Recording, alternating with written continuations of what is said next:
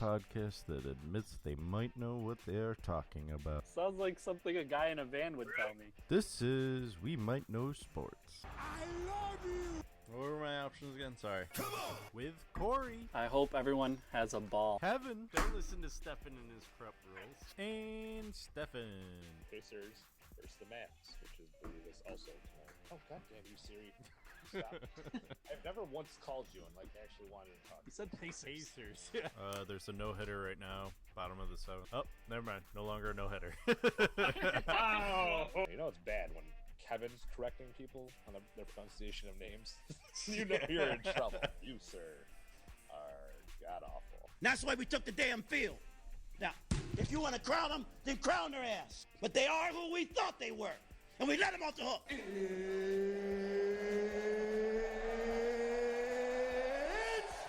time!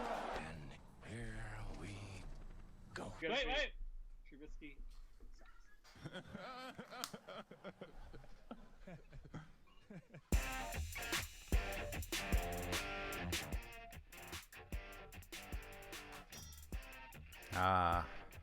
So quiet, Stefan. 135, here we go. It's 135 weeks straight, plus one, or minus one. Minus one. Also 136, minus one. Oh, the Stefanless show.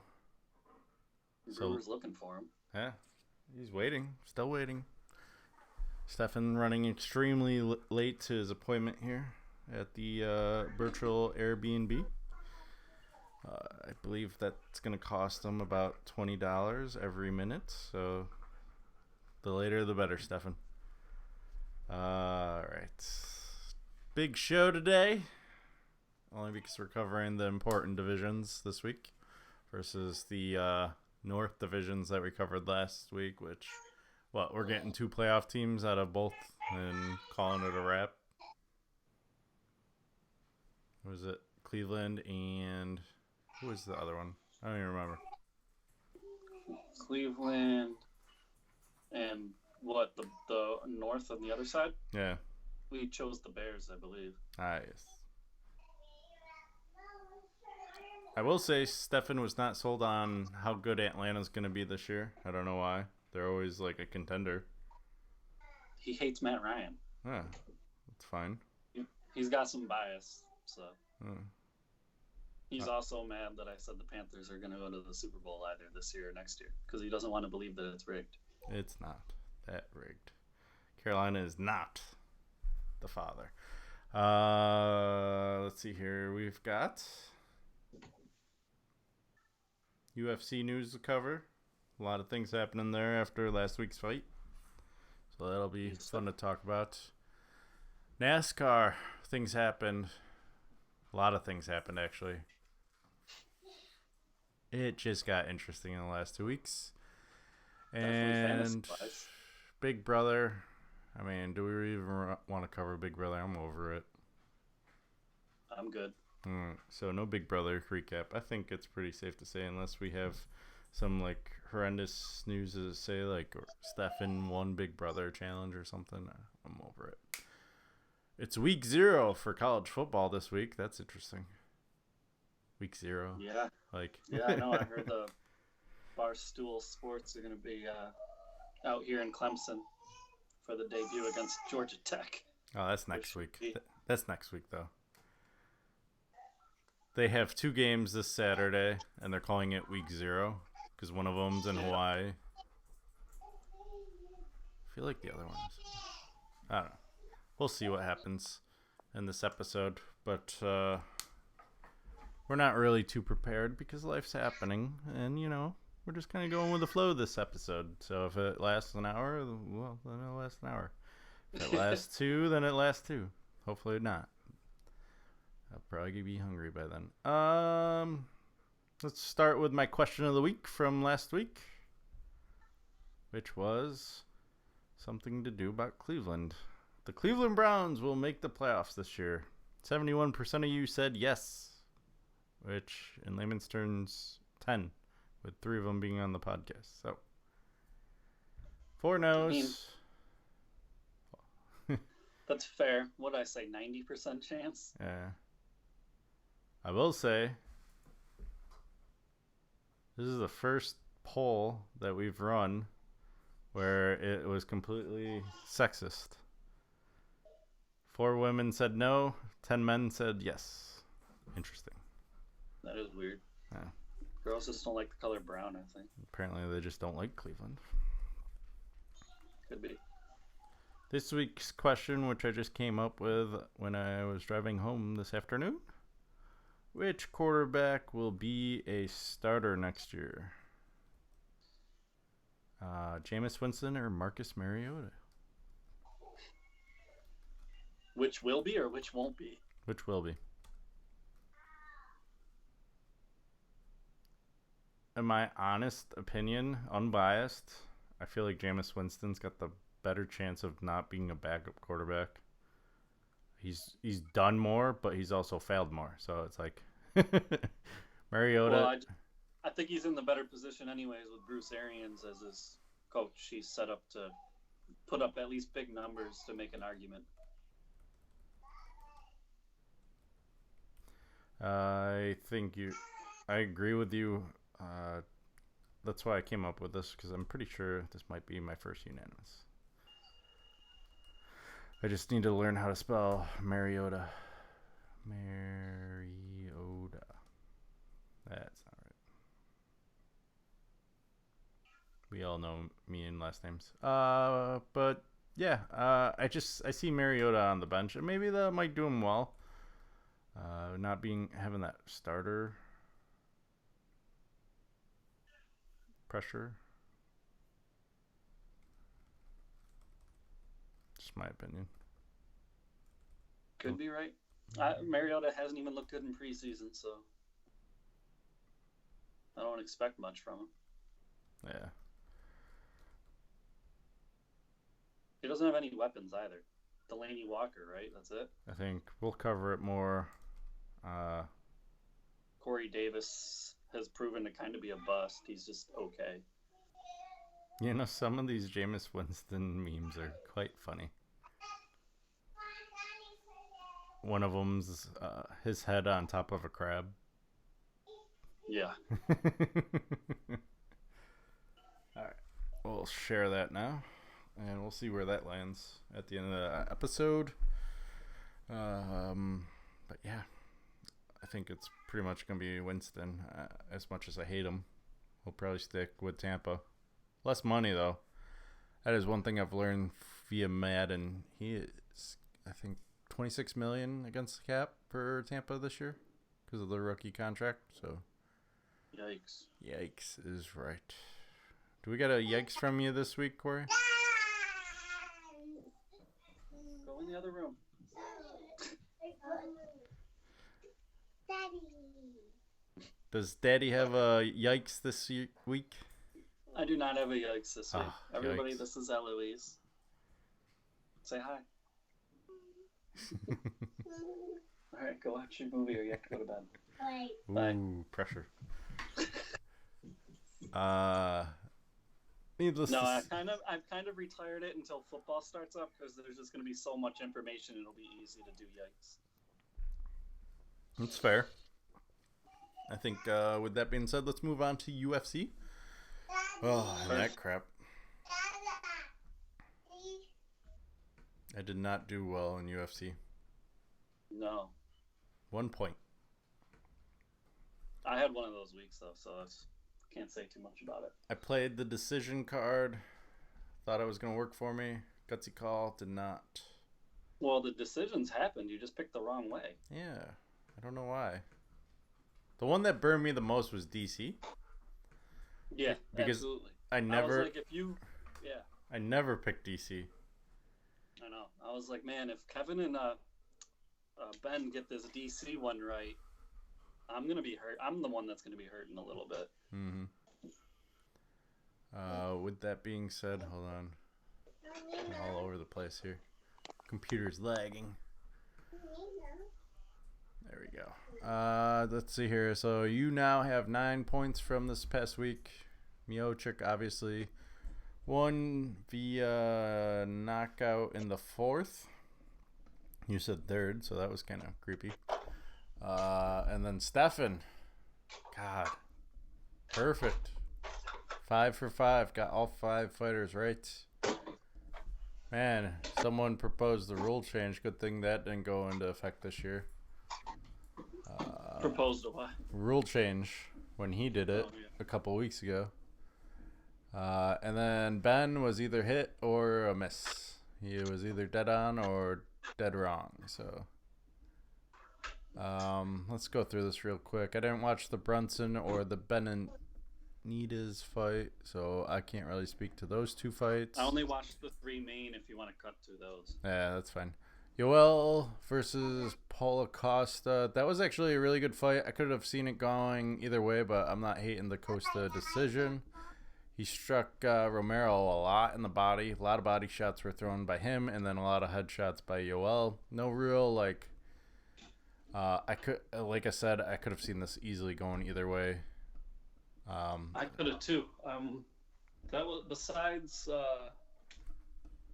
the Diaz Pettis fight. It was gonna be interesting scorecards. I think if that Cormier Miocic fight went to the judges, I don't really know who I thought they were gonna pick. Yeah. Cormier was landing more frequently, but Miocic's shots were really, really clean. Mm-hmm. And with that, I mean, Anthony Pettis just looked outmatched by Diaz after the first round. So I was fine with that decision. I think Diaz won the last 2. Didn't have too many issues. Pettis actually looked really... I was scared for him when he was on the ground. He actually looked good against Diaz on the ground, enough to defend so he didn't get submitted. So that really impressed me. Also very interesting that Nate Diaz called out Masvidal after the fight. I love that fight, by the way. Like, I am. If that happens, which I don't see why it wouldn't, because Nate's right. Like, I watched an interview earlier, like a 40-minute interview. Besides Conor and John Jones, he's the cash cow. Like, he pretty much can get whatever done he wants to get done. Yeah. This fight only happened because these 2 worked it out to make it happen. Like, the UFC didn't really care about Nate Diaz for some reason. I don't understand why. They don't like that he... I guess they don't like his FU attitude is the easy way to put it. Yeah. There's more to it than that from what he was saying. He was saying, like, early in his career, Dana would, like, take him to, when Nate came out the gate 8-0 in the UFC, Dana would take him to events, take him to, like, poker games, all this other stuff, pool halls, introduce him to all the big wigs. And Nate was kind of this street dude, so he didn't understand any of it, and that you were supposed to play nice and rub shoulder, and shake hands and rub shoulders with the right people. And he admitted as much that that was like his moment to really become a superstar like Conor, but he effed it up because he didn't have that right mentality. He goes, I was so young. I was 21 when I was a stud in the UFC. He goes, what 21-year-old knows how to handle all that? Yeah. Without guidance. Dana just expected me to know it. And he goes, and they kind of feel like, because I didn't take all that in and take advantage of all that, he goes, ever since I feel like our relationship has been kind of because they see that all I am really about is just fighting. I don't care about all the extracurricular crap. I'm not trying to make friends. Yeah. And I get that because they want to promote a superstar, and Nate's a superstar at fighting. But if you see, he doesn't have a lot of sponsorships and stuff beyond that because he doesn't care about it. Yeah. I mean, he's a stud. He runs, triathlons all the time. He's in great shape. Oh, yeah. I mean, the other thing, too, is he's not particularly articulate and stuff. So that is hard to put out there. But I don't know. To me, it shouldn't matter. If you can go in the ring and just kick ass, you should be pushed. Like I think Chael Sonnen and George St. Pierre said that was one of the best versions of Nate Diaz they had ever seen. Yeah, and it was kind of interesting too that after it wasn't McGregor he was calling out. Like, I know things broke last week, and we'll talk about it. We'll just call that your yikes next. Is what happened with Conor McGregor and some old guy back in April, but a lot were surprised that he didn't call him out, and it was a smart move on his half too. Like, he knows he just knows like it's not gonna happen. It's a waste. It's a waste of his time. I think Khabib or Conor, and he knows both, is basically a waste of his time right now. He said he has to fight people.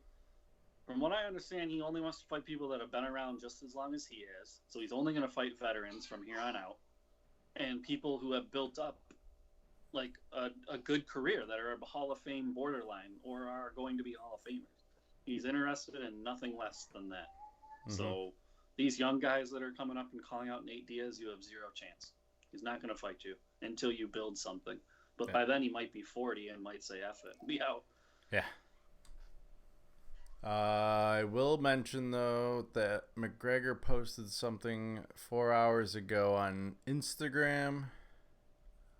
Picture, because apparently 3 years ago to the day, the infamous last battle, I believe, happened, where it went all 5 rounds. Sorry, I'm trying to size it up so I can show it on our stream. Was that a unanimous or a split decision? I think it was unanimous. On it, Connor says, 3 years to the day, myself and this Mexican warrior, which is kind of interesting. Mexican warrior went to war. Congrats on the win this weekend, Nate. It was motivating to see it for my own comeback. I don't blame you not mentioning me for the trilogy bout post-fight. You know what I'm like when I get going vicious. I loved the round 3 style from round 1 that you implemented. It's what I was hoping you would implement for this bout, and was glad to see you do it. I'll be prepared for when we go again, if we go again. If not, respect always. A war for the ages, no bitch talk, just real shit.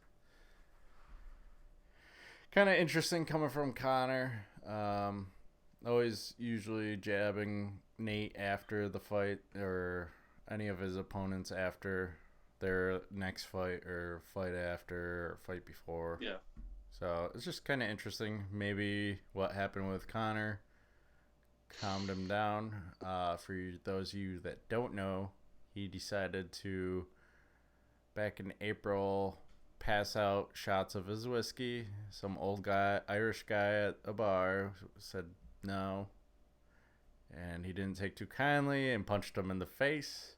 It's because of let's be honest though, it's the way the old guy said it. Yeah. I don't know exactly how he said it, but supposedly he said, nah, I don't want any of that shit. Yeah, there you go. That's right. Nah, I don't want any of that shit. Yeah. So Connor punched him in the face. The old guy looked unfazed. I'm not saying that Connor deserved to punch him in the face. Yeah. Like that, no way. But it did. It was more gentle than just saying no. Mm-hmm. It was pretty funny that the old guy then proceeded to act like he didn't even get punched in the face, too, which I found hilarious. Like, that's his left hand. That's supposed to be his bread and butter, his knockout power. And the old guy just turns to his buddy and it's like, can you believe this guy? So if you want to check that video, look that up. Are we surprised about Connor doing this? No. I've been pretty much off the Connor train since the dolly and the bus incident. Now it's to the point where it's just more annoying than anything because you're not fighting either. So that's my big thing. I just have no interest until I know you're going to fight at least twice a year. Mm-hmm. If you're not on that, then I don't really care. I know it's a little bit hypocritical of me to say that because I was really excited for Nate Diaz, and he's only fought once in 3 years now. Yeah, but that's Well- fine. He's got his own issues with the UFC, and at least he came back, I guess you could say, and I feel like he's at least planning his next attack. According to him, like he goes, I was never really gone, and which the UFC said he wasn't. They kind of flipped it and said he was turning fights down, Yeah. which he said was true. But he goes, I don't want to put these fighters down, so I don't want to name names. But the fighters they were offering me were like new guys, like not worth my time kind of guys. Yeah, He goes, not worth his I pick. wasn't gonna come back to fight a guy that you were trying to push that's like 8-0, Mm-hmm. and I get that. He wanted the money fights. And then he said they finally gave him a name like Pettis, and he goes, yes. Yeah. Now, if you're Masvidal, you're not taking this fight. You're waiting for that championship fight, aren't you? Yeah, I mean Masvidal was smiling, but I don't get the vibe that he really wants it. Not yet. I feel like it's one of those ones where it's just like, oh, you want me? Too bad. Like, you're not gonna get me. Type smiles is what I got from it. On the flip side, though, I'm gonna be honest, because like everyone who has watched our podcast at this point knows I'm a huge Nate Diaz fan. I think Masvidal would win that fight. Yeah. Yeah, Masvidal is just... I think Nate would love that fight because it would be a badass fight and they'd be really slugging each other out. But I don't think Nate can handle it. I don't think Nate will be able to handle the punishment Masvidal will lay on him. It'll probably resemble the second Conor fight. It's fair. With that being said, do we want to see a third DC versus Miocic fight, or are we past that now? I want to see it. I think the reason I picked Miocic for the second one is because I gotta be honest. I thought Cormier got lucky in the first run. Yeah. I was like, that's a luck shot. Miocic, I really think, is a special heavyweight. Well, So I went with him. And then when I saw the fight, I was like, man, Miocic kind of got lucky in the second one. I mean, Cormier was landing a lot of shots. yeah. And then Miocic, I think Cormier, like I told you guys, I thought was going to get tired and wear. And I thought the third, but it seemed like he started to lose energy by the fourth. Mm-hmm. I think he just got tired, and then he got caught with a clean shot. And when you're tired, you don't take them that well. Yeah. And he went down. Miocic is just, I don't know. He is a beast. He was taking good shots from Cormier. But Cormier doesn't punch like Miocic. We all know that. Also, with the whole one punch knockout, with Cormier, like Miocic was coming off of a fight with what's his face, Ngannou. Ngannou, yeah. Like, I'm sure that had something to do with it too. Like, That's the fight I actually want to see more. I want Ngannou with what he's been doing to what he just did to Cain Velasquez and Junior Dos Santos, who were the heavyweight division just a few years ago. mm-hmm. I want to see Ngannou take on Miocic. I think the rematch could be very different. Ngannou's confidence is like through the roof right now. Yeah. So, with that being said, would you rather see that, or would you rather see John Jones versus Stipe? Because I think John Jones, with what we saw on Saturday with those two, I would rather see John Jones versus Stipe. Because I think John Jones would do better. Stipe. I'm not saying what he wants. I'm saying what I want. What you want? Okay. Yeah, I'd love to see it, but I don't think that fight ever happens. You know? No. All right, how about this? John Jones versus Ngannou for the heavyweight belt. That doesn't happen either. Come on. Just... I'd love to see it. All right, These yes. are Thank you. That's all I want. great fights. I want to see it. But John, I think, is kind of on the Nate page. Like, well, Miocic, Ngannou would mean nothing. It'd be a cool fan fight, but it'd do nothing for him to win. I mean, if he won, it'd be cool. If he lost, it'd kind of be like, well, he just got knocked out by a huge puncher. But the Stipe fight, I guess, would mean a little bit, because Stipe is building a resume where he could very well be the greatest heavyweight ever. So if John Jones moves up and beats him, cool. If John Jones moves up and fights DC for a third time, that's cool too, I guess. What do you kind of think? losing interest because Daniel Cormier is so old now. Like, I don't really Yeah. care as much. So, with that being said, and what do you see more likely to happen? Do you see Stipe versus DC3 happening, or John Jones versus Cormier at light heavyweight happening? Stipe DC3. The easier fight to make, I think. That's fair. I think both guys want it. I don't think Cormier wants that John Jones fight as much as John Jones wants it.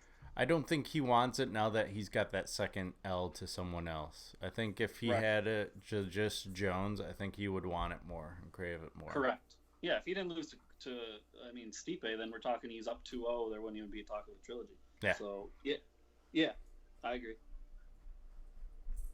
Well, we'll see. Only time will tell. I think they announced something for the November fight, or I heard a rumor, something like that. I'll look into it and let you know on another day. All right. But there was one fight that was kind of interesting that may be happening. I think it was for the November fight, so it would be New York City. With that being said, let's move on to the big KO session here we got. Hold on 1 second. The company just knocked on the door. All right. Well, he goes. I will do a quick recap of what's to come in the UFC. We've Colt. Next fight happening in Dubai. 242. Khabib. And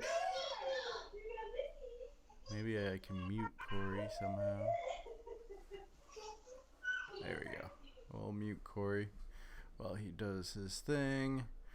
Khabib, Dustin Poirier, Edson Barboza, Paul Felder, and then Curtis Blade is the other fighter I always like to watch. So we'll see what happens there.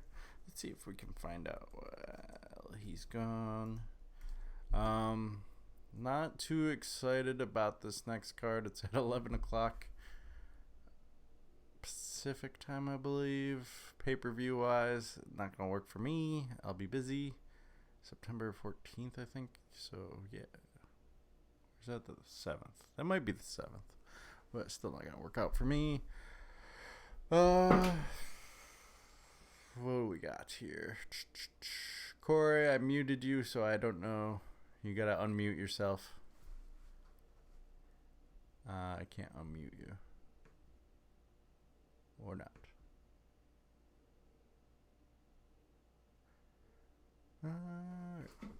Let's see here. Masvidal. This manager, Diaz is the bigger fight than Usman's title shot, so that's interesting.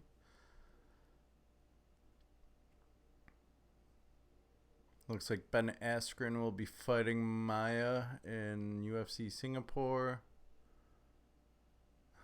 Nate Diaz doesn't know who Colby Covington is. That's pretty funny.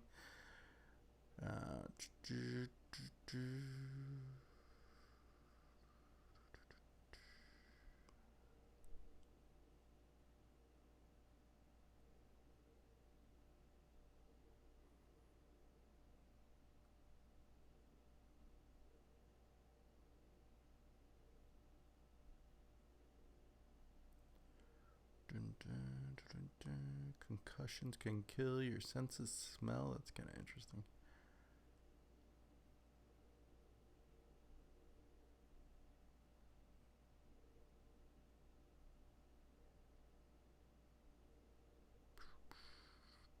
Cory, you're muted if you can unmute yourself. Ooh, flip.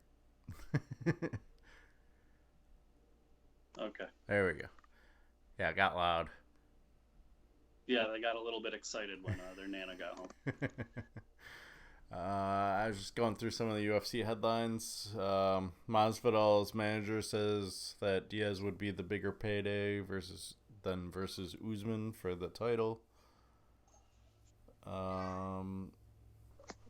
Dana White not opposed to Cejudo versus Aldo at 135. Really? Uh, what was that? Although coming off a loss, and we're supposed to be excited for that.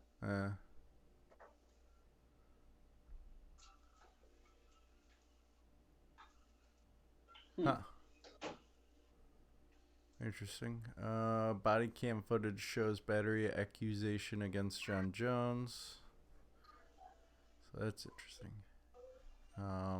From that one report, but that's just the accusations. It doesn't show the actual thing, which is kind of interesting because it happened at a strip club, so you would think they would have footage somehow. I couldn't find that other one I was talking about. Kind of made me mad. Askren versus Maya might happen at UFC Singapore was the other thing I was talking about too. I actually like that one. Yeah. So that'll be interesting. On to NASCAR, which you can take the reins. Bristol, always an exciting race. It came down to the very end, so it was very exciting this time. You had a little bit more on the line because you had taken Matt DiBenedetto, and he had a phenomenal race, but Denny Hamlin was able to edge him out for the win. The bigger story was kind of earlier in the week. Matt DiBenedetto was let know by the owners of the 95 car that he would no longer be racing for them next year. So it was his last. These last 3 races, because he's not going to make the chase. Our last 2 races are his last. So a lot of people were showing him a lot of love and support after the race, especially because getting that news and then putting out that kind of performance was pretty cool. That's all I got to say about that. As far as fantasy, you took DiBenedetto. You put up a good score. What do you give you, 41? Yes. 41 points. Stefan took Ty Dillon, I believe, who was right in the middle of the pack. I think he gave him 17. McDowell Crash gave me 1. And that made everything extremely interesting in fantasy NASCAR. Any 3 of us could win. No.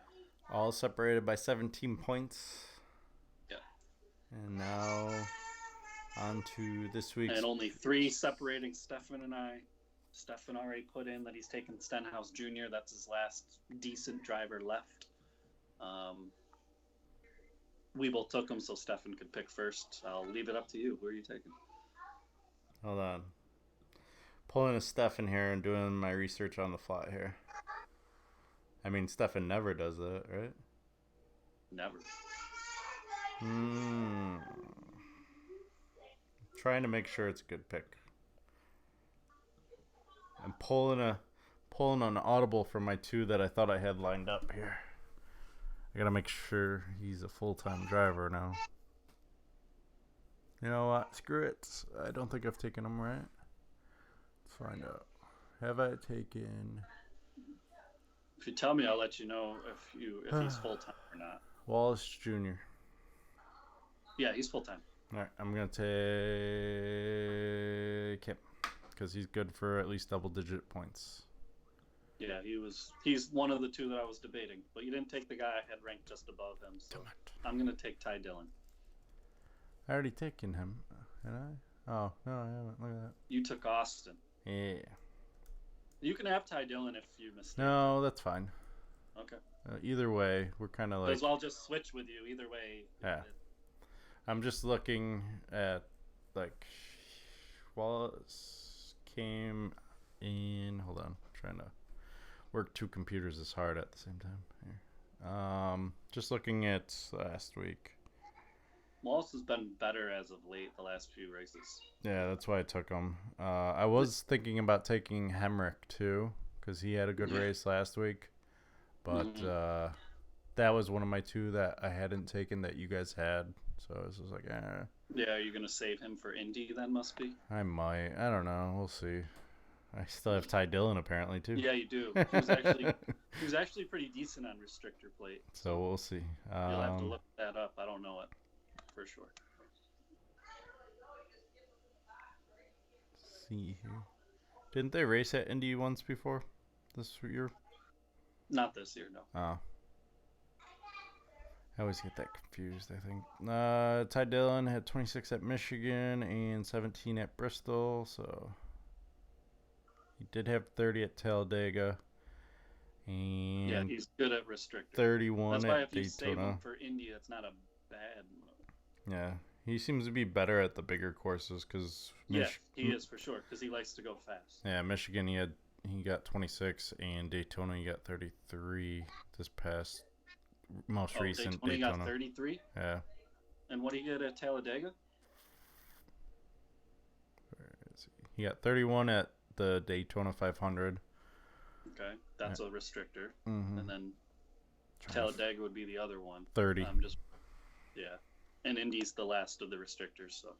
And then he's done well at short courses too. He got 32 at Bristol, the early one, and then he got 17 this past one. So, who knows? All right. It's at this point, it's just the luck of the draw. I'm just happy I didn't get one. That's all I care about. I gave up on this.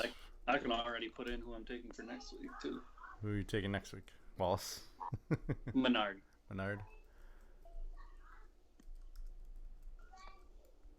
We'll freak Stefan out, and I'll have mine done already. I'll take Ty Dillon.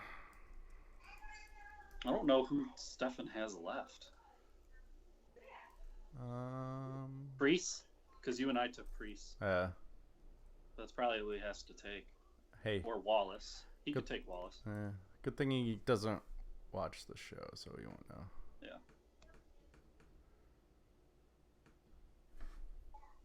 And there we go. Alrighty. So we're just waiting on Stefan's last pick for NASCAR next week. And now to the NFL. Did we want to cover Antonio Brown, or do we care? I'm kind of sick. I honestly don't care anymore. I'm happy if he doesn't even play this year. It's fine with me.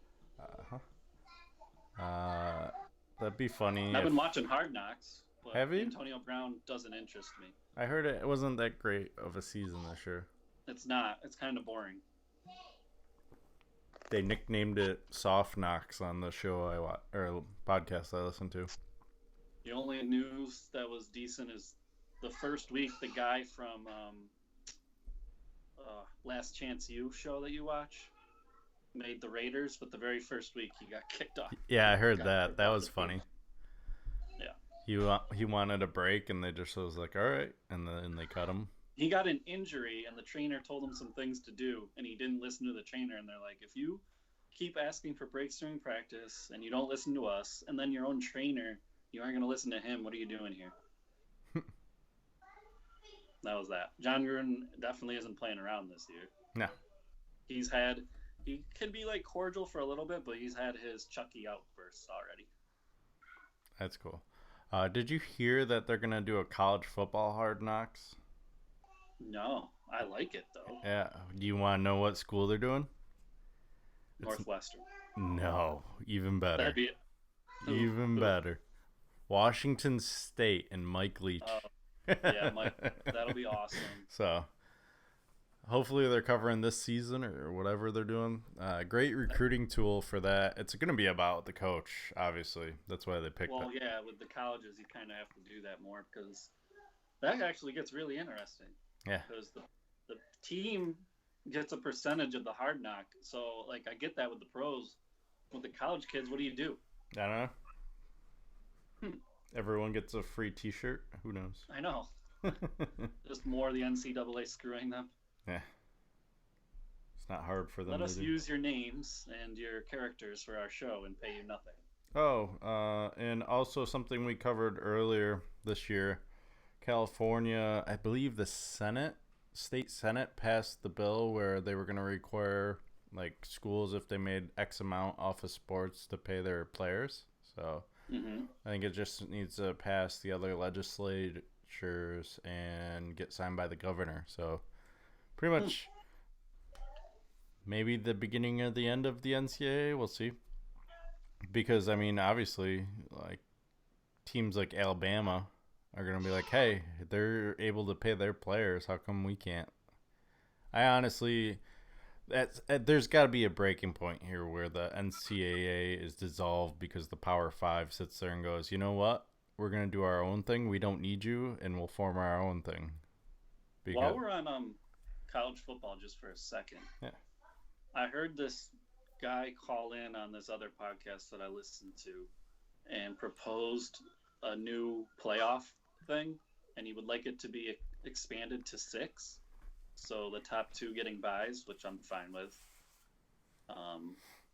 You'd have to determine who the top 2 seeds are, which could get a little bit confusing, but it won't matter in the end, really.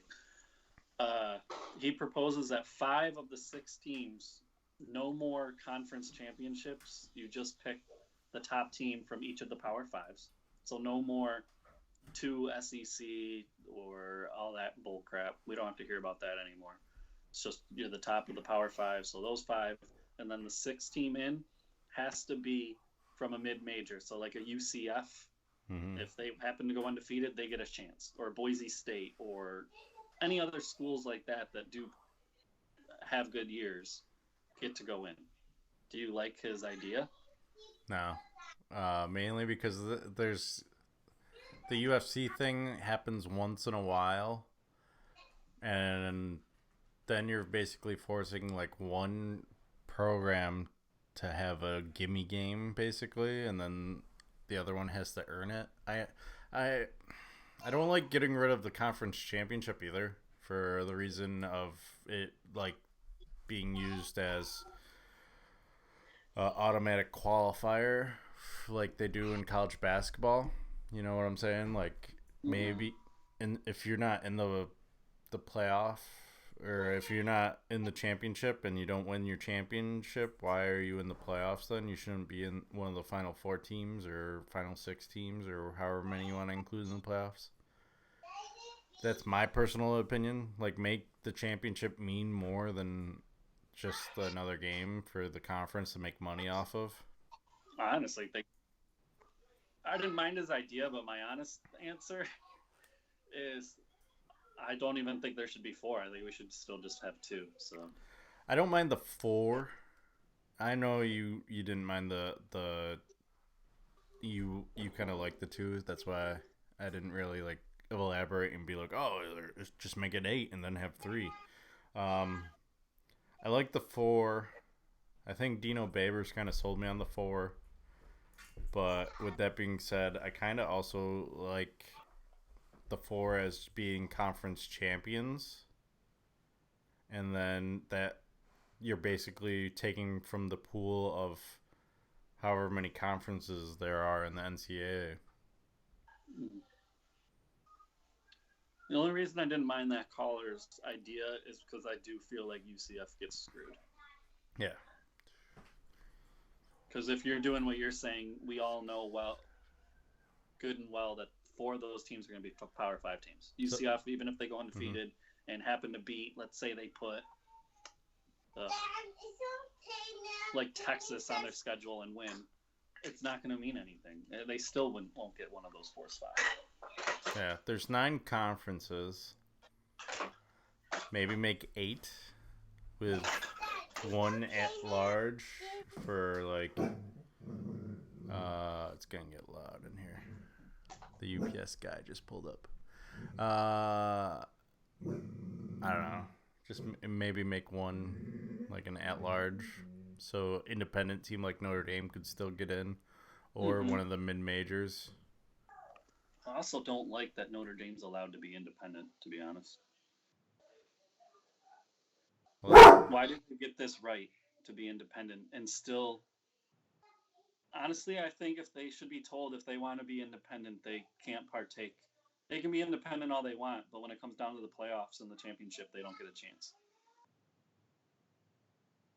Yeah. They aren't partaking in any of the other systems.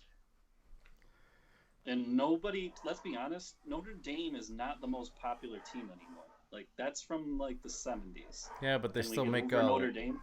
I mean, they got their own TV contract, so I mean, the only team that's got it sweeter is Texas, because they have their own TV network and they're in a conference, so they get like twice the money.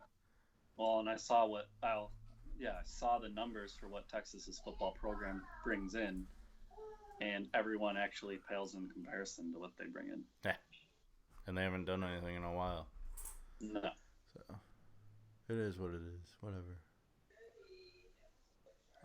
More amazingly is like how big brand recognition is in college football. I was over at some people who are from Utah's house watching the fights.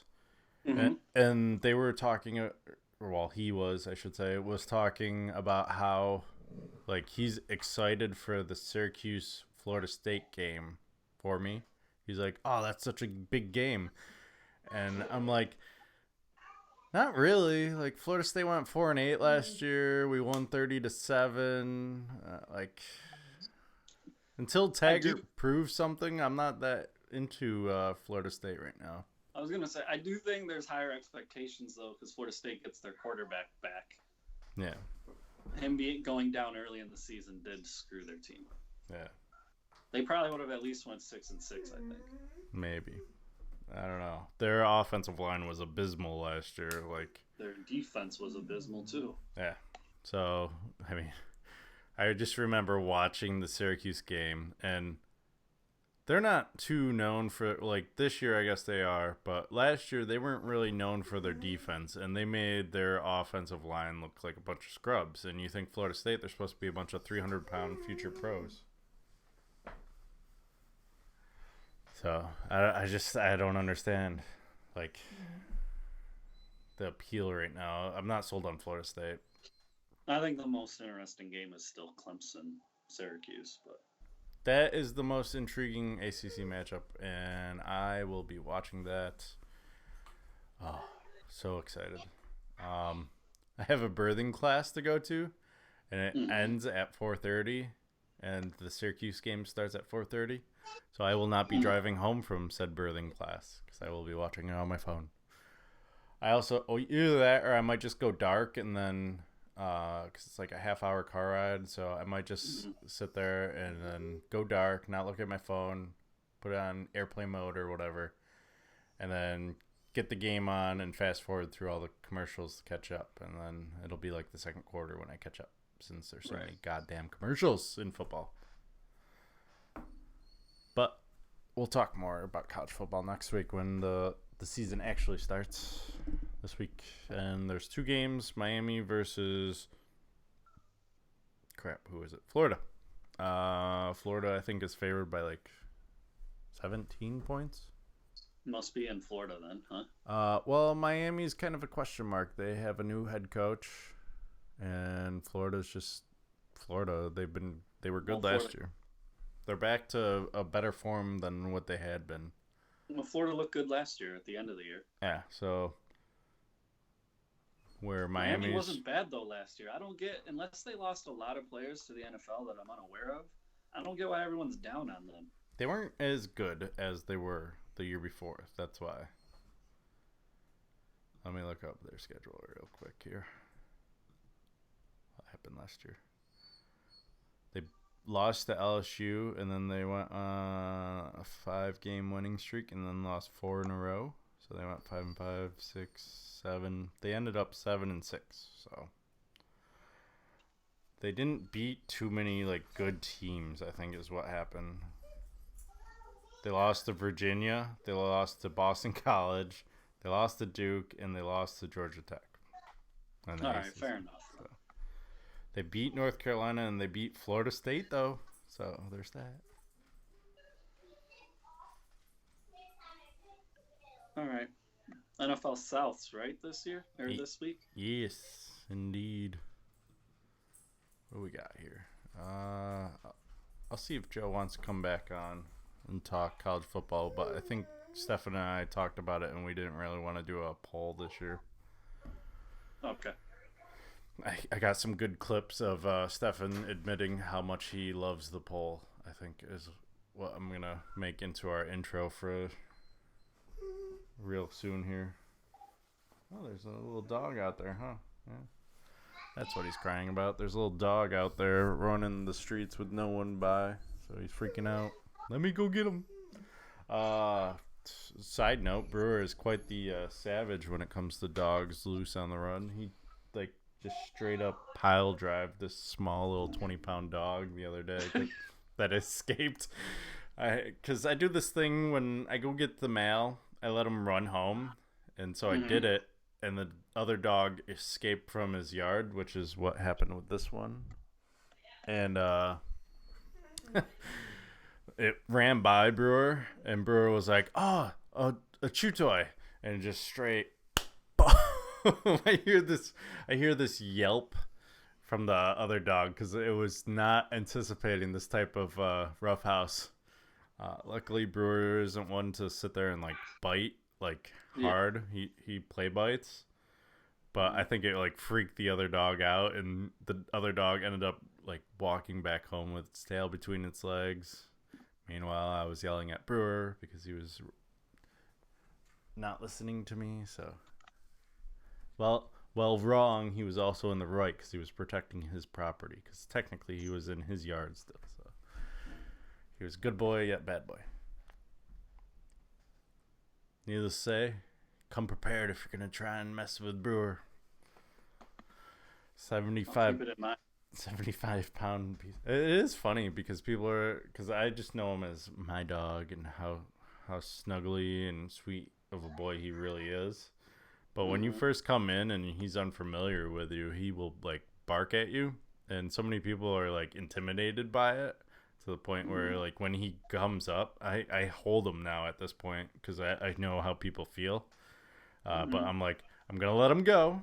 He's gonna come at you barking. But as soon as he gets next to you, he's going to stop. And he's going to start jumping on you and try and give you kisses and lick your face off. And sure enough, every time I let him go and everyone like flinches and then he stops barking and he does what I say. It's just like, this is what he does. So, Dog Minute brought to you by Sam Adams Oktoberfest.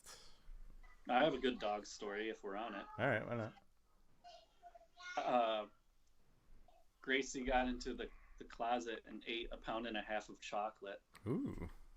That's what that photo was. I remember seeing this.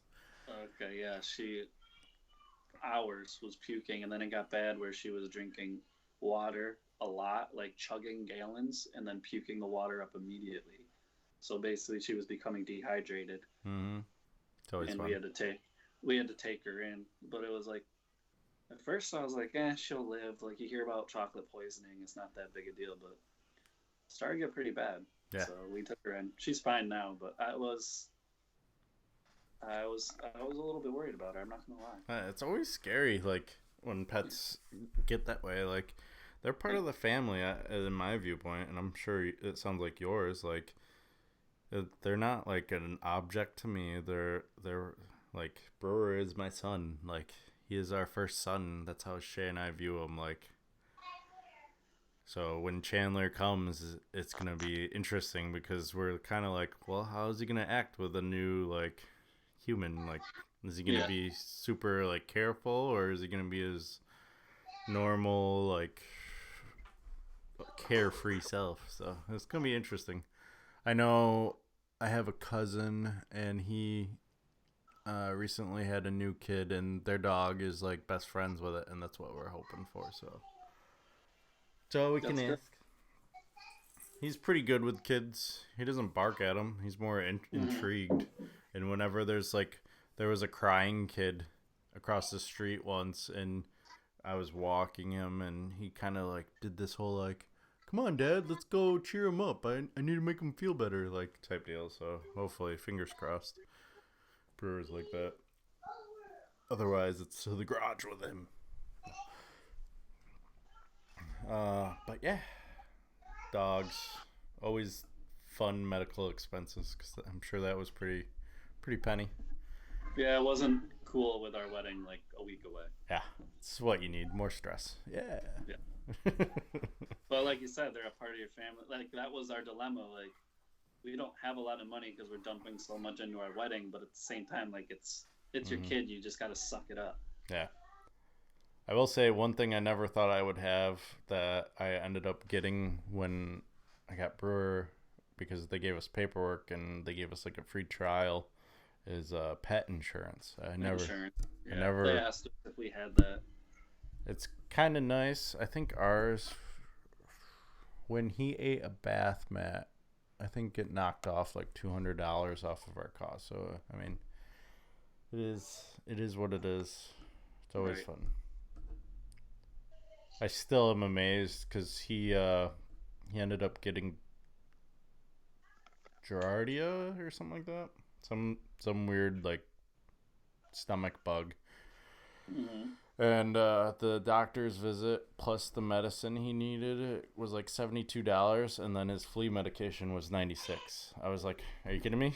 Like 3 months of flea medication is more expensive than an unexpected office visit and a prescription. So they get ya. All right. She must have heard us talking about her. She's literally sitting right here now. You want my attention? Mm-hmm. All right, let's move on to the NFL preview. Now that we're over our family members, Yep. let's talk about the AFC South first, and then we'll talk about the more fun NFC South, AFC South first, and then the NFC. So Tennessee Titans, they're in the same dilemma as Tampa Bay on the other side, which is why I did the question. They got Marcus Mariota as their starting quarterback, 5th year. Drafted number 2 in the same draft as Winston.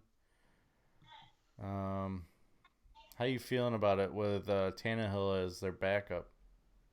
I'm not feeling good about Tennessee altogether. They were supposed to have this great offensive line. I didn't see a lot of that last year. Derrick Henry didn't come on till way late. Deion Lewis was a total non-factor. Delaney Walker got hurt early. I get that. He'll be back, and he looks decent. He looks like he's healthy.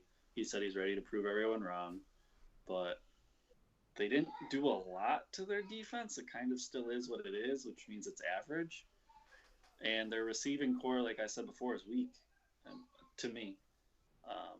So I'm not expecting a whole lot out of Tennessee. I'm thinking 4 or 5 win. Just looking at some of their transactions, that's right. They got Adam Humphries, too, Yep. from Tampa Bay. So Former Clemson Tiger, yep. he's a pretty decent wide receiver. I would have been surprised more if it was like New England. I felt like he felt more like a New England style wide receiver, running those slants and stuff with Tampa Bay. He probably just wanted the payday, I think, is what he was going for. Not exactly a great number 1 receiver, but No, I mean, I still think they think Corey Davis is going to be that guy, but I got to see more. right now Adam Humphries is listed as their number 1 receiver, followed by Taywan Taylor and Corey Davis as their number 3. So we'll see what happens as the season progresses there. Just looking at their depth chart. I mean, a lot of their defense isn't a lot of people you never even heard of. Malcolm Butler is the only name I'm like recognizing. They got that other corner who's a big deal. What's the depth chart? Read off the names. Which side, left or right? Got Malcolm Butler on the right and Logan Ryan on the left. Oh, no. Then it's not. They got I want to Jackson. say his last name Johnson or something. Jackson? Jackson. Adoree Jackson is Yeah, he's a stud. he's listed as their backup on the right side. Had 2 interceptions last year. 2 strip fumbles. He does look their kick return duties, though. Too. Yeah, good for our fantasy league. Yeah. Good to make a mental note of that. All right. Moving on in the NFC South, we have Houston, team you were high on 2 years ago, not so high last year. How you feeling Yeah, I on this obviously year? don't have a good read on Houston. They proved me wrong the one way or the other. Houston is that team where either crippled by injuries or not. Like, Wait, what happened? I think that's what makes it hard for them to be red. You'd think they'd have a good defense, which they did last year. They have Clowney and Watt, and they have some pieces in the Who'd they get rid? secondary there. Did they just get rid of some, or they got rid of someone over the offseason on the defense? Let me look. Not totally sure. Yeah. I don't see anything. Just in my head. Oh, they put Clowney on franchise tag. That's what the big holdup is. Yeah, they did. Yeah, they did do that. Has he now. Has he showed up yet? No, he might not have. I think that was what I was thinking about. Then offensively, we know what Houston has. They should be powerful offensively, especially if Will Fuller can stay healthy. And Watson. Well, all of them really. They got Lamar Miller, Hopkins, Fuller, Watson.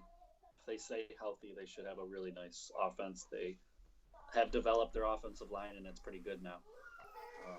I think this is one of the few divisions you can possibly expect a wild card team out of. Fair to say. It's possible. And Houston's one of those teams, I think. I got the Texans going 10-6 around there. Yeah, I got to start working on that again, huh? But I mean, I give Houston like a 60% chance if they're healthy, making the playoffs. Yeah, possibly higher depending on what happens in Indianapolis too. Like their percentage depends on what happens with Indy, I think. Well, what happens with Indy depends on what happens with Luck. Yeah. So let's move on to Indy since we're talking about them. Obviously, Andrew Luck, didn't start the first 6-8 games, comes in and they roll off and finish the season strong. Still missed the playoffs, I think, if I remember correctly. And then this season, the what was it? Was it the GM or the owner that made the comment? The GM. The GM sits there and says that, it's not a ankle issue, it's his calf. Yeah. It's like, what? And 6 hours ago, ESPN posted an article that says hopes fading for Luck to be ready by week 1, which would be at the Chargers, who we'll talk about next week, have their own issues with their team starting to form, and it'll be an interesting matchup. But I still give that one to the Chargers if they don't have Luck, because I think this team is based off of Luck offensively wise. Their defense is strong, but I mean, you need something. Did they get a new coach too? For the defense? No, head coach. Oh, for the Colts? Yeah, sorry. No, it's the same. Okay.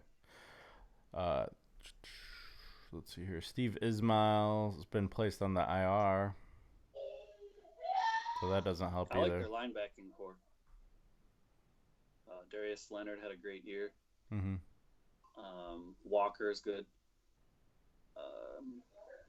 I think the Colts actually building up. It's been the first time in a while Luck can say he's got a defense on the other side of the ball. Yeah, he's got Devin Funches as a wide receiver too. Yeah, along with Hilton. And then Eric Ebron had a huge year last year for them. And then you have Jack Doyle still, too. Mm-hmm. They finally have a running game. Marlon Mack's pretty good. I mean, you guys already know. I gave it up last week.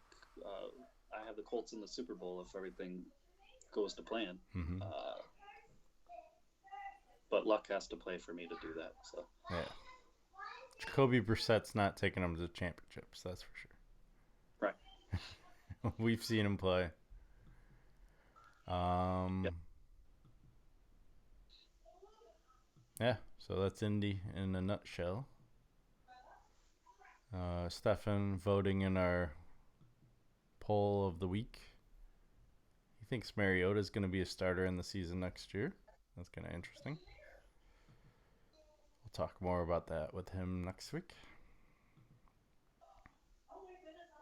And then we got Jacksonville, Stefan's favorite team. That one's a tough team. I can't even give you an honest read on. I got them at 6-10, which I think would make them what they were last year. I don't think anything changes. No? I don't think Nick Foles is the answer. They don't have a receiving core. You don't think Big Dick Nick and getting rid of Blake Bortles? No, I don't think D.D. Westbrook, Keenan Cole, and Marquise Lee are going to get it done for you. And then Leonard Fournette and Yeldon. I don't know. With Nick Foles, that offense is weak to me. Very weak. Well, when they made the playoffs 2 years ago, it was all about their defense, though, too. But they also had Allen Robinson. It's fair. And Allen Hurns. Those are gone. Let's see here. They opened the season against the Chiefs. That's a loss. At the Texans. Versus Titans, at Broncos, at Panthers, versus Saints. They don't have an easy schedule, so maybe. No, I really think they're going 6-10. They're at the Bengals, versus the Jets, versus the Texans, at the Colts, at the Titans, versus the Bucks, versus the Chargers, at the Raiders, at the Falcons, versus the Colts. That's kind of interesting, too, because you got the... I think the Bucks play the... Do they? Do the Bucks play the Titans? Or is that just how that schedule would work? I was going to say, that's kind of funny that... Yeah, they don't play each other. It would have been funny if the Titans and Bucks met one last time for the two quarterbacks to go off against each other. Yeah. I think the NFL would have made that like the season finale for both teams, just for old time's sake. I mean, honestly, it's really hard to get a read on Jacksonville. I mean, 2 years ago they were great with their defense, no offense. Last year they sucked with their defense and no offense. So this year they tried to get rid of Blake Bortles. They got rid of him, and now we're going with Nick Foles, Super Bowl MVP Nick Foles. For those of you that might be Eagles fans, high on Carson Wentz, just remember who won the game. With Wentz, it would have been a bigger blowout. Oh, okay, sure. With that being said, the way the division looks, and depending on how Luck falls, like if Luck is not playing that well this year, I think Indianapolis finishes in last. Because I think you have Indy last. I'm saying if Luck isn't in Luck form. Yeah. If he's bit by the injury bug and misses like 6 to 8 games, and then comes back and struggles. If you have a different read, but I'm not going to go with my projections because obviously I'm the worst at it. Yeah, but if Luck comes, because they're not going to win anything with Brissett. No, I agree, but I still think that Tennessee's really, really bad. I think Jacksonville's even worse, though. That's the thing. Like, really, you like Tennessee better than both of them? I feel like Tennessee's. We're talking Luck not playing much, but I feel like Tennessee's like that 8-8 team that they always are. They always find a way to scrap by and make the playoffs for no reason. And then you got Mariota throwing a touchdown pass to himself. When Mariota's healthy, he's good. It's just he can't stay on the field. Yeah, well, he's got no offensive line, so he can't be taking 30-something sacks a season and expect to survive. So we're kind of in agreement. If Luck isn't Luck, the Texans are winning the division. Yeah, I think so. Agreed. On to the NFC South. Let's start with Stefan's favorite team, the Atlanta Falcons. Matt Ryan coming back.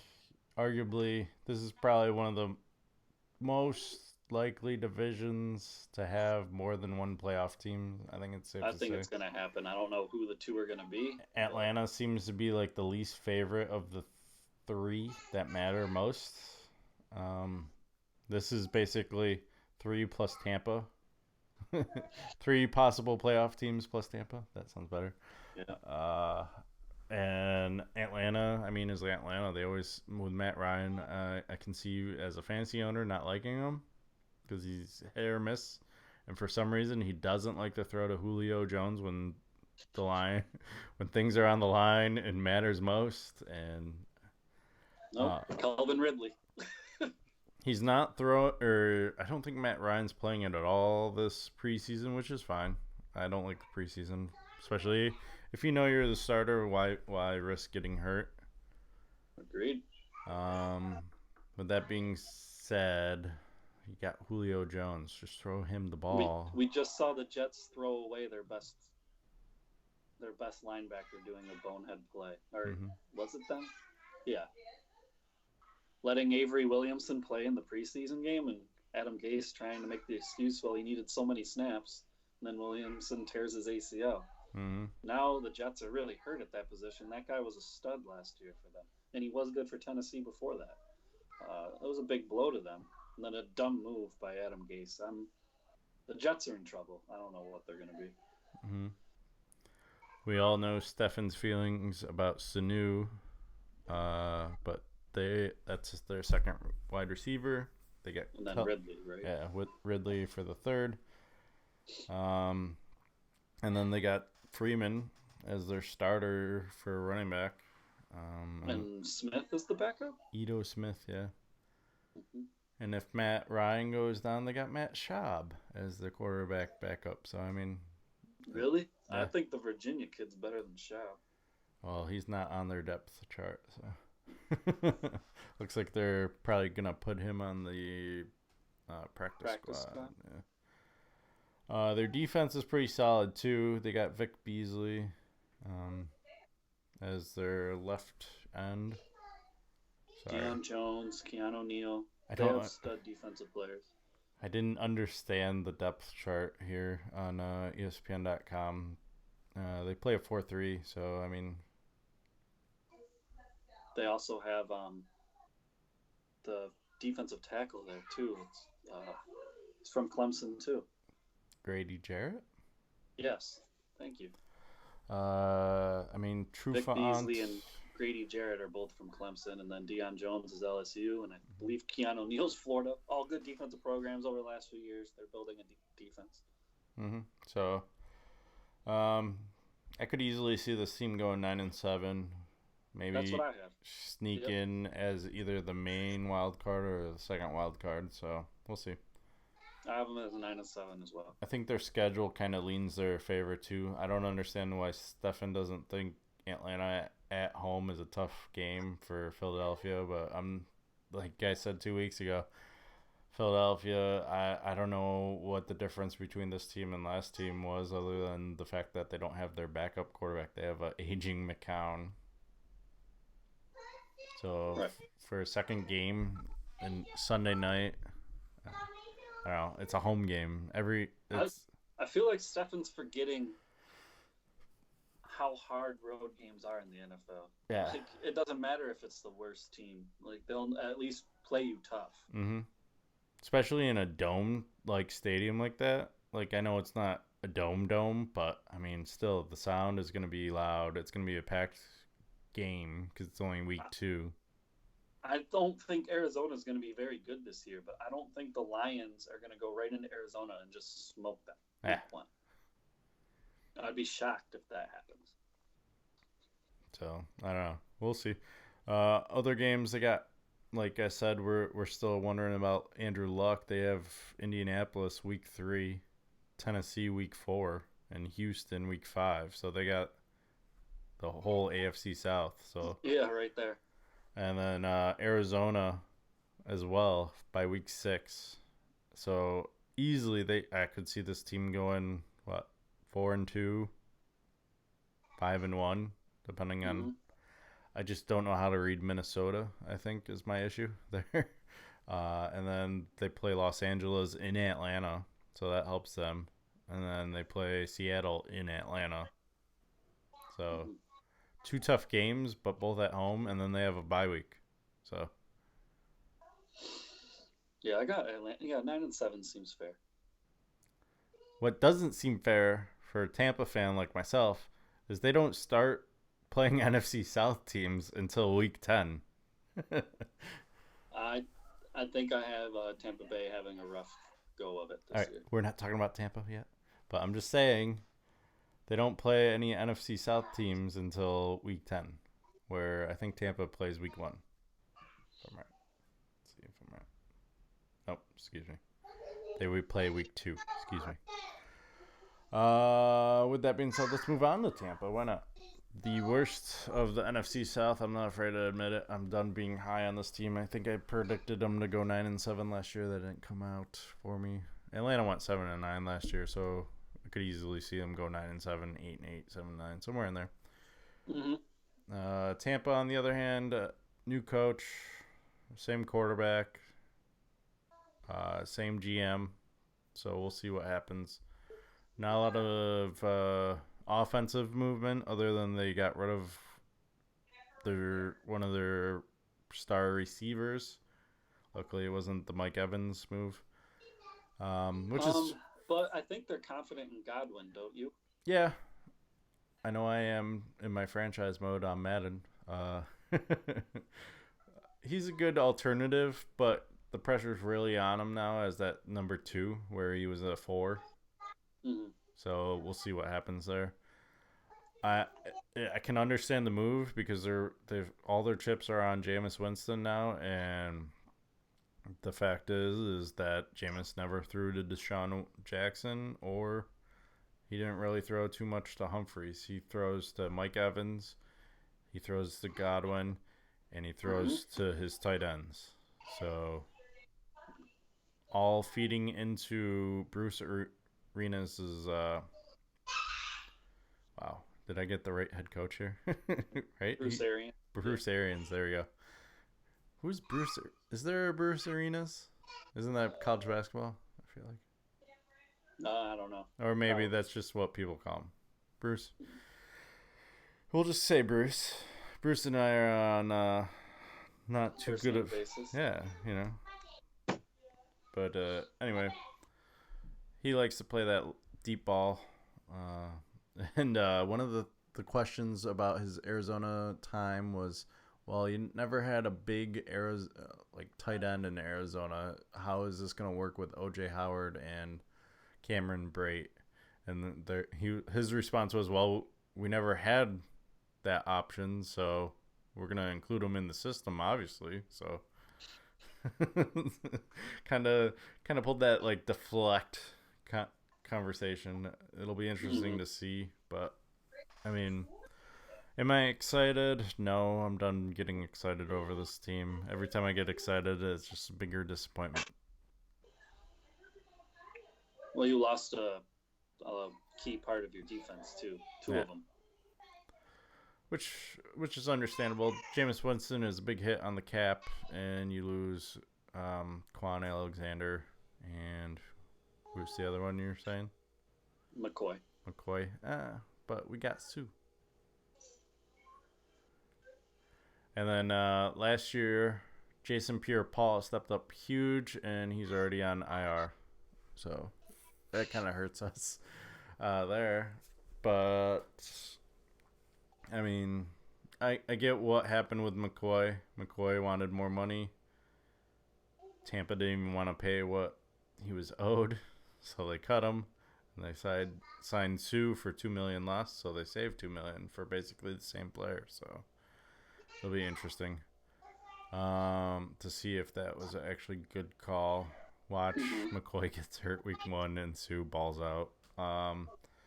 With that being said, their schedule is not helping their case of rebounding with a new head coach. You got 49ers, possible win. Panthers, depending on if you believe in Cory's conspiracy theory, that's probably a loss. My conspiracy theory is they always suck in Carolina, so that's a loss. Double down on primetime game, that's even more of a loss. They never do well in primetime. I don't understand that. Then they play against the Giants, and we don't really care about the Giants, so that's a win. 2-1 right there. But then they got to go to Los Angeles, So that's a loss. So there's 2-2. Somehow last year they sneaked out a week 1 victory against the Saints in New Orleans. I don't think that's going to happen twice. There's loss number 3. First the Panthers in London. They never do well in London, so they might get swept by the Panthers this year. So there's 4? 2 and 4 at the Titans. We'll give them a win because it's the Titans. Let's be honest. 3 and 4 at Seattle, November 3rd. We'll give that a loss, even though they almost won last time they played in Seattle. First the Cardinals. We'll give that a win. 4. First Saints. Late in the season. That's a loss. At Jacksonville, that's a win. At the Falcons, loss. Finishing off, they do have games against the Lions, Texans, and Falcons. They might finish 7-9 on the hopeful side, probably more or less 6-12. That's what I'm gonna point them at. Yeah, I thought I had them I think Tampa was gonna finish 5-11. I haven't. I can't commit to them. I need improvement, Corey, and that's why I'm gonna go with 6-12 or 6-10. Excuse me. Yeah. Otherwise, what was all of this about? Because they went 5-11 last year. Moving on to your favorite team, the Carolina Panthers, future Super Bowl champions in the next year or 2. Next 2. I said year or 2. Yeah. So by 2020 or 2021, they'll be in the Super Bowl. I didn't say they'd win. They will be in. They It's will a conspiracy. be. Yes. Deep dark conspiracy. Before we talk about this year's team, let's remember last year's team before Cam Newton got hurt went 6-2, and then they went on a big bad streak. So I mean, it is possible to see. We'll see. They finished 7-9. But Yeah, they won one of their last 8 games. yeah, they won against New Orleans week 17 when New Orleans didn't play anyone. Right. So. I still think Carolina, though, is going to go 9-7 or 8-8, and that all depends on what kind of Cam Newton we're getting. Wasn't Coming there off talk the of him not even playing this year? Right. Yeah, he's coming off shoulder surgery. He said he's playing, but Andrew Luck had the same surgery and had to sit out a whole year. So I'm not sure what level of Cam Newton we're getting this year. All I Having said know that- All I know is for some reason, whoever the backup is going to torch Tampa. Because whenever they put in the backup quarterback on Carolina, they get 400 yards thrown on them. It's your buddy Will Greer. Yeah. West Virginia quarterback. Maybe there's a chance then. Eloise, right here. Right here. Let's see here. Is Greg Olson ever going to retire? No, I did. How many seasons? What'd you say? Is Greg Olson ever going to retire? I don't know.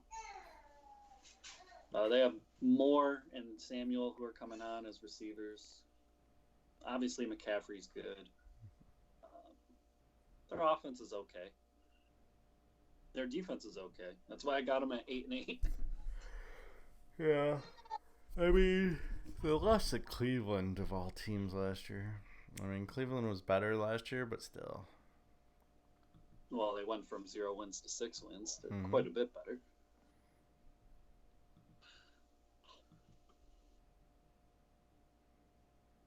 The schedule, let's see here. They have the London game against Tampa, and then after that they play nothing but 1:00 games.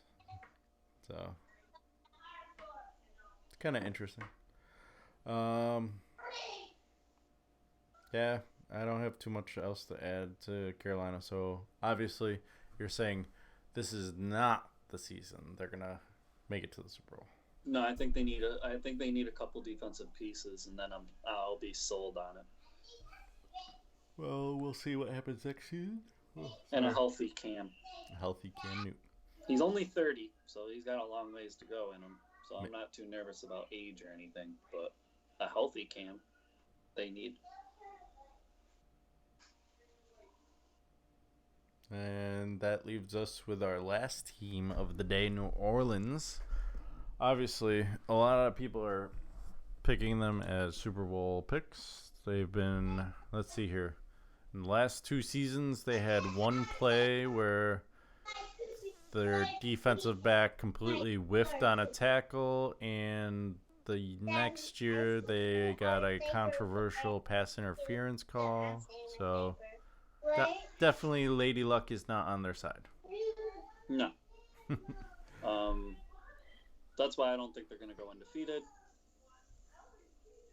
They also don't have a schedule that would help promote that undefeated season either. I think they're looking at 12-4. That's fair. This is a team that's got to play in LA versus the Rams, in Seattle. They're playing in Chicago. Like, clearly it's going to be a not easy start for them. No. They do end with the 49ers, Colts, Titans, and Panthers. So, I mean, interesting way to end the season for them. Mm-hmm. They do have games against Cardinals and Cowboys as well. And the Cowboys game is prime time home game. So, well, this year they're also totally relying on Kamara. They don't have a two-headed monster. mm-hmm. And we saw a decline in Drew Brees last year. I don't think he's miraculously going to have an upswing. So, I don't know. New Orleans might actually be a surprise and not be that good. That wouldn't, shock me. Yeah. Michael Thomas just got paid, and usually when players get paid, they suck the next year. So. Yep. Yeah, I could see the Saints, going, 9-7 and, really battling out for that division and kind of surprising people. Mm-hmm. How was it? You were included on this weekend. Stefan and I got into it about Kamara possibly getting injured, and then Stefan said, "Oh, you're not the voodoo guy just because you got one guy 2 years ago." Little did he remember that I also talked about Gurley possibly having an injury or down season. He had an okay season last year. It wasn't his greatest, but he got paid.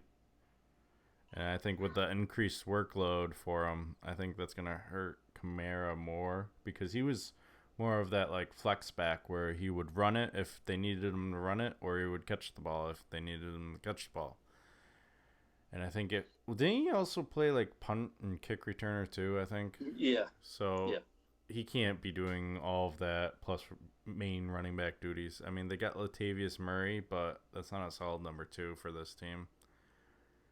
To me, that's just Murray's going to get goal line work. Yeah. Looks like they are going to... Oh, I forgot they had Ted Ginn Jr. as their other receiver. So he's going to be on the other side of the punt return. He's going to be the second for the punt return, but Kamara's still going to be on kickoff returns, it looks like. According to who's their tight end? Jared Cook. Not too bad. Someone I might draft in the fantasy draft. He always seems to get at least 6 touchdowns. Well, there's only 5 good tight ends. I keep explaining this to Stefan. 896 yards. No fumbles lost, so...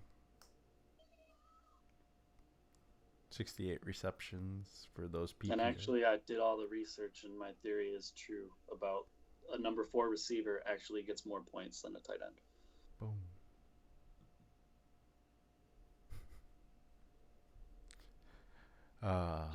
He didn't believe that to be true. Yeah. Well, he didn't come up with it, so he's not going to believe it. Ooh, so much fun to dig on Stefan, who's not going to listen to this. I'll tell him. I'm gonna tell him to his face. I looked at the top 36 wide receivers in fantasy, so that would essentially be all 12 teams have 3 receivers. So that's the first 36 off the board. I didn't even count them. So number 37 on would essentially be a 4th receiver. You follow my logic, right now? Yeah. From 4 down, or from 37 down, they were all like around 110 points, 105, 106, blah, blah, blah, 103. After the first 5 tight ends in our fantasy league, the number 6 tight end has 86 points and then goes down from there. So you're talking a good 20 to 30 point differential from having a wide receiver 4 to having the 6th best tight end in our league. That's a huge. That means if you don't have a top tight end, basically you're screwed. You're just giving away that position. Just doing some on the fly research here. So you said top 5. Who would you think is number 6 receiving yards wise for a tight end? Receiving yards? Mm-hmm. Do you want a hint? I can give From you. last year? Yep. Howard, maybe? Nope. He's retired. Gronkowski. Oh, Gronk.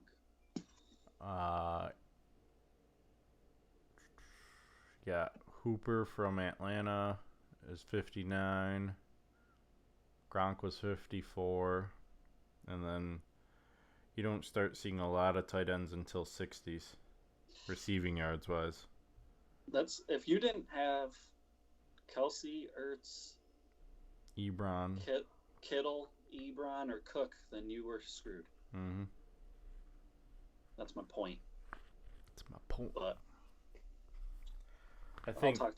I'll tell Stefan about it. And then he's set on wants the tight end position, so I know it won't go anywhere. But I think this year you're gonna get one of the two, either O.J. Howard or Brait from Tampa. I think if Jameis Winston is able to stay out of trouble and stay healthy for the full season, he likes to throw to those guys too. So that would be like the 6th, and that's it. I think this year too, with Beckham gone and Shepard hurt and Corey Coleman out for the year, that Evan Ingram could have a good year for the Giants. Mm-hmm. He's going to be their only option, so he's going to have a good year.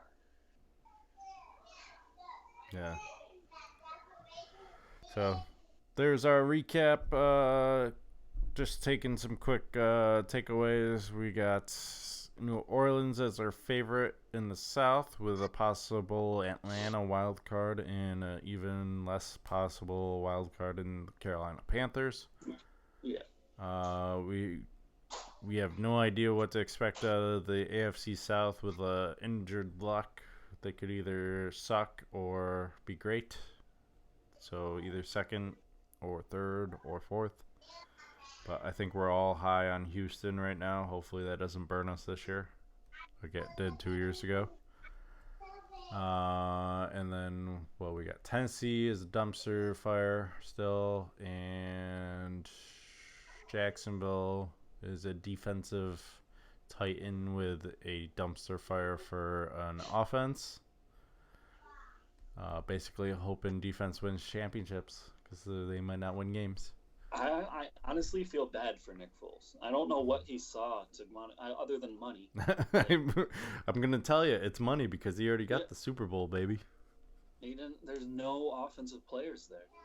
Fournette is actually good, but they have no offensive line. If Fournette stays healthy, that is. If he stays healthy. Yeah, they don't have much of anything. And who's the other South team there? Why am I drawing a blank? Houston, Indy, Jacksonville. You got them all. Tennessee. All right, cool. See, I don't even remember. I don't have a bucket because I actually forgot about it until just now going through it in my head. So let's just do some quick on the fly. New Orleans wins the NFC South. Are you booking it? No, I'm gonna pass it. Whoa. Because I'm not sold that New Orleans is as good as everyone thinks they are. I feel like Sean Payton is a genius, and I wish he was my head coach, so I'm booking it. Let's go on the AFC side. We will see Andrew Luck before week 3. It's a good one. I'm going to book it. Ooh. I'm going to say you see him on week 3, so I'm not going to book it. I'm passing. third one could be Houston will finish with a better record than 9-7. I'm gonna book it. Book it? Yeah, let's book it. Yeah. Double booking. No one likes a double booked thing. But I like Houston this year. Oh, maybe I shouldn't be on this bandwagon every time you seem Probably to not. like it. Watson probably get hurt week 1. Yeah, watch. Tears his MCL and is out for a year and a half. All on top of my head. Tampa with Jameis Winston wins more than... No, let's not do that. Mike, with no Deshaun Jackson this year, Mike Evans is held under 1,000 yards. Passing. Passing? I actually would go on the flip that Tampa Bay doesn't have two. Are you booking or passing that Tampa Bay doesn't have two 1,000-yard receivers? Ooh. You cannot steal my segment from me, Corey. I'm just saying. I think Godwin and Mike Evans will both get 1,000. I'll pass on that, though. No faith in Godwin or Mike Evans, like, both having phenomenal years, I think, is my issue there. So I think Mike Evans is going to be a stud. Hopefully he stays healthy. He's always a stud. Well, he's had 1,000 years, 5 years straight, or 1,000 yards, 5 years straight. So. Yeah. And for my last one, it will be we'll see a new quarterback in the NFC South next season for one of the 4 teams. The NFC? Yeah, NFC South. They've had Drew Brees. Well, basically, that's Drew Brees or Winston, because the other two are locked. Cam Newton and James Winston. You know what? I think Winston keeps his job, so I'm going to pass. Me too, because Tampa seems to love them some Jameis Winston, so I'm also going to pass it. All right, well, I think that is a wrap. This week's Yikes Award goes to Conor McGregor punching some old dude out in April. Definitely. And yeah. That and Antonio Brown. That's why I don't even want to get into it. Yikes! your whole attitude this year. Yikes! No one cares about you, Antonio. Just makes you think. What was he doing in Pittsburgh all this time that they were able to keep hush hush? Because this can't be out of nowhere type deal. Like, they were struggling with it the last 3 or 4 years. But he said his attitude was a problem. But I don't know. It just seems like it's amplified. Like they gave in to him maybe, and now it's gone to his head. I feel like it amplifies with the Raiders because they have no superstars to hide it. Like with Pittsburgh, you could talk about Ben Roethlisberger or Le'Veon Bell or even Juju the last couple years. Oakland has nothing, so you're only talking about AB. Very true. With that being wrapped up in the NFC South, we're going to the West Coast next week. By far one of the more interesting divisions in the NFC West, I think. Well, I like the AFC West. Yeah, in the AFC West, I think we said that at the beginning of when we started doing all this. The West Coast is always the best coast. Remember that? Always cool. Stefan no longer represents A-Town, so there you go. Only in basketball. Yeah. He's still on Trae Young's ding-a-ling. Yeah. But until that, see you next week. Enjoy college football this weekend. Real games, meaningful. See you then.